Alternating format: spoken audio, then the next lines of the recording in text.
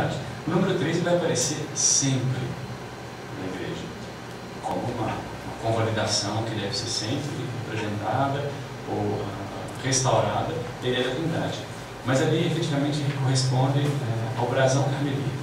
E os tratados carmelitas, as biografias, as crônicas, referem-se, inclusive, a 3 santos da ordem carmelita. O Santo Elias, que é o patrono, o patriarca, responsável pela devoção à Nossa Senhora, São João da Cruz e Santa Teresa. São as 3 cruzes, e as 3 estrelas. Então, o número 3 ele sempre aparece, a gente sempre tende a pensar na trindade, mas ali efetivamente são discursos que efetivam, materializam a presença dos 3 grandes santos carmelitas. É um procedimento muito imitado a presença da esfera, como representando o globo, e sempre a cruz em cima do globo, muitas igrejas com essas alegorias, representando o poderio da cristandade sobre a terra. Esse sinal se salvará, né? Por esse sinal que signo, né? Que aparece com Constantino em 312, em 9 signovinces, na batalha de Milvia, ele consegue, a gente não sabe se é verdade ou lenda, mas enfim, o que interessa é que a tradição dessa lenda se manteve. Então, sob o signo da cruz vai vencer, e essa cruz não é só o signo dessa vitória, mas é o signo do Cristo. Eu acho que mais do que o signo da vitória é o próprio signo do Cristo mesmo, no seu trono triunfal. Então, a cruz sobre a esfera, ou as 4 chamas, porque a gente sempre tem a ideia de, inclusive na historiografia se fala muito sobre 3 chamas ou 5 chamas. 3 chamas como as chamas da Trindade, ou as 5 chamas como os 5 estigmas do Cristo. E eu subi lá em cima e eu percebi que não são 3 nem 5, são 4. E uma interpretação possível é uma hipótese, aí realmente é uma hipótese minha, que seriam as palavras dos evangelhos, os 4, que dominam o orbe, assim como a boa nova do Cristo como a cruz. Então, é sim uma interpretação minha. Agora, no caso das estrelas, não, é realmente uma referência às crônicas carmelitas.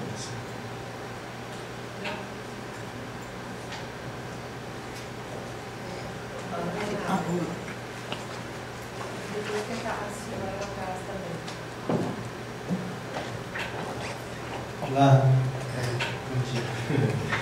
Então, pensando, né, a respeito das questões que vocês levantaram aí, da cultura imaterial está agora sendo mais valorizada e de voga. Como fica a arte popular, né, e a sabedoria popular, esse patrimônio material, com as novas tecnologias que possibilitaram essa grande criação de um arquivo mundial e material, tanto da arquitetura, do patrimônio cultural material, como do patrimônio material, como essas novas tecnologias intervêm no registro da cultura imaterial e como você vê a relação, né, na modernidade, as possibilidades que se abrem a partir daí do desenvolvimento, da preservação das tradições culturais e materiais, da sabedoria popular e, ao mesmo tempo, da transformação, da operacionalização, assim, possibilitando, né, que elas cresçam, se desenvolvam e se transformem, né, essas questões. A cultura, de uma maneira geral, assim como a memória, ela se modifica o tempo todo. Nós nos modificamos o tempo todo. Então, eu acho que você colocou muito bem, uma das grandes preocupações e diferenças em preservar o material e o imaterial está justamente nessa dinâmica, nessa diversidade, nessa constante movimentação que a cultura imaterial, vamos dizer assim, ela se encontra. Então, é claro que qualquer registro que se faça, ele é um registro daquele momento. E a cultura, ela vai continuar se modificando. E isso é É impossível parar e ninguém, acho que em sã consciência, vai pensar nisso. Daí a ideia de registrar a cultura imaterial e não de tombar, né? No momento que você tomba um imóvel, ele não pode ser mais modificado. Isso não acontece com o imaterial. O imaterial, o intangível, e é dessa forma que a gente deve sempre considerar, né? Ele vai se modificar na medida em que as pessoas se modificam, a realidade circundante se modifica e ela vai se adaptando àquilo que vai sendo criado. Então, os registros do imaterial, eles são feitos a partir de como aquele bem se encontra naquele momento. Mas ele não deve e não pode ficar daquela forma eternamente, né? Então, você coloca a questão das tecnologias também, não sei se eu estou atendendo a tua pergunta, se eu entendi bem.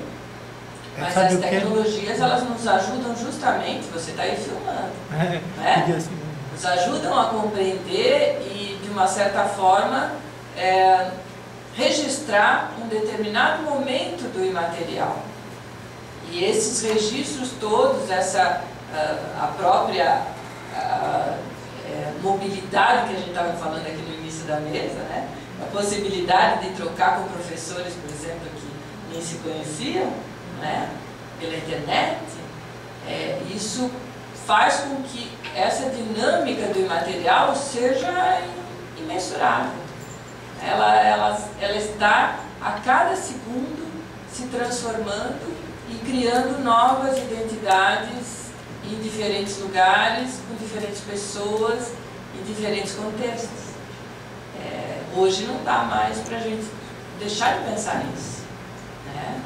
A questão da mídia, a questão dos registros iconográficos, dos filmes, da televisão, dos jornais, tudo isso vai agregando para que o imaterial seja tão fluido, seja o tempo todo transformado.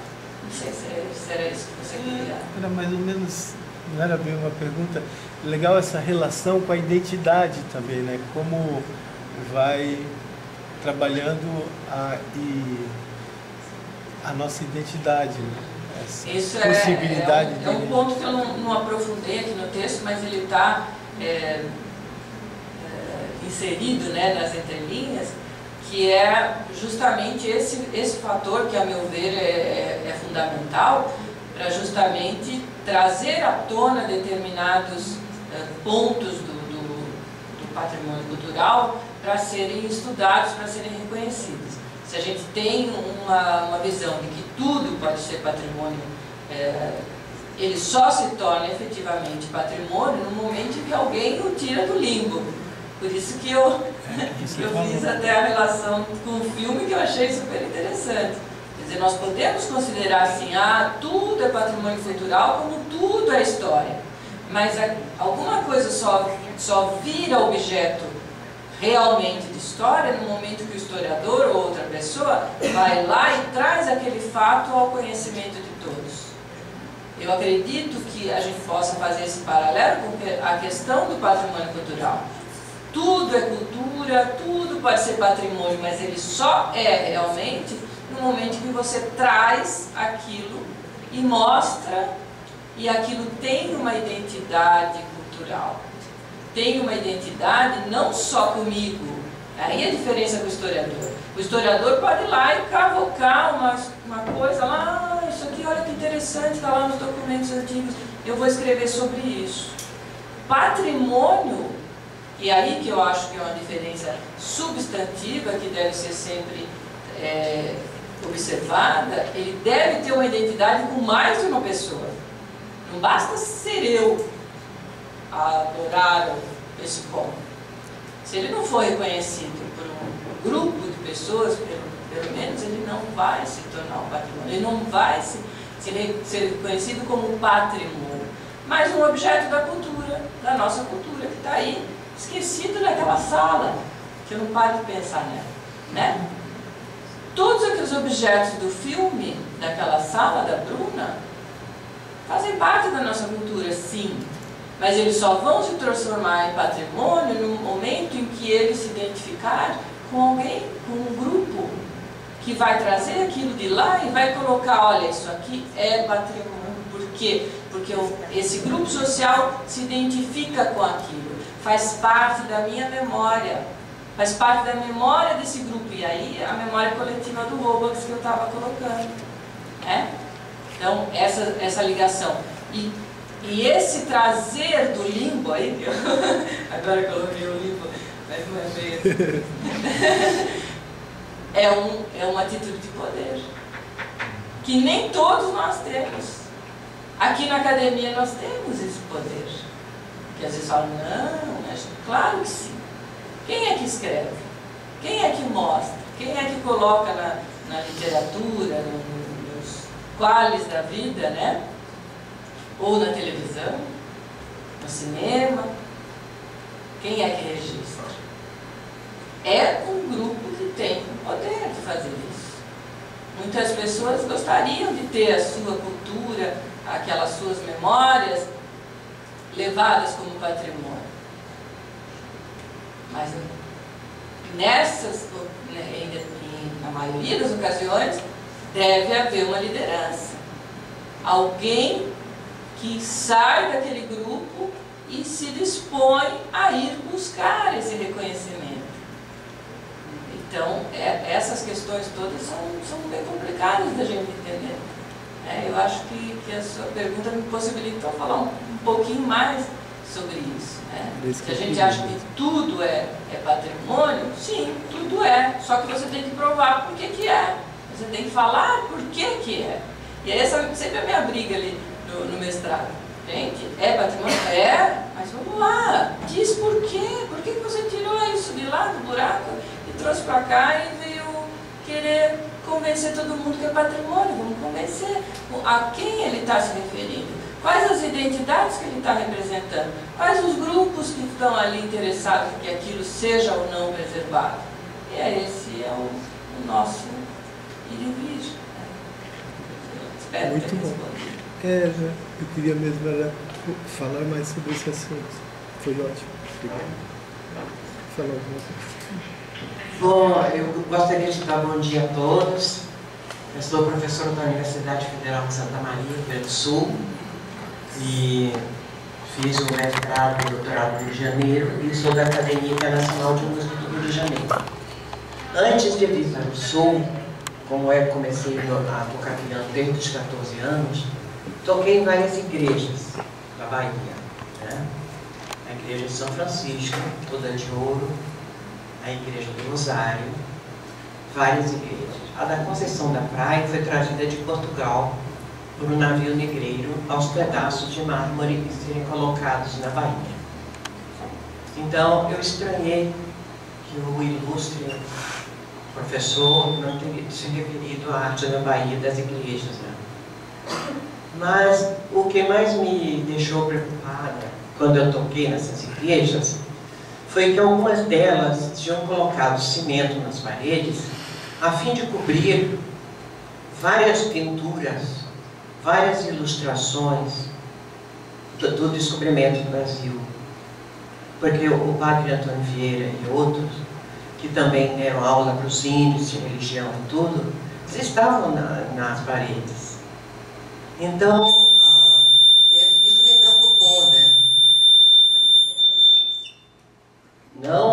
Não querendo dizer que a Bahia queria modernizar ou estragar o patrimônio, ou coisa assim, mas que várias igrejas descobriram abaixo lá no canto, das suas baixa paredes, o volume lá, Alexandre. Deve ter um volume aí no canto, Alexandre. Várias obras célebres, né, que depois foram restauradas. Isso aí me deixou preocupado. E eu não sabia por quê.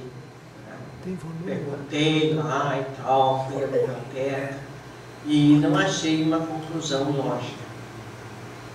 Gostaria de fazer essa pergunta. E quanto à música nas igrejas, nós evoluímos bastante. No começo era só canto-chão, os beneditinos. Depois nós começamos a tocar músicas de Vivaldi, de Bach, né? Que foi um grande músico de igreja, só tocava na capela. E os primeiros músicos do mundo eram mestres de capela, isto é, eles organizavam todos os eventos, né?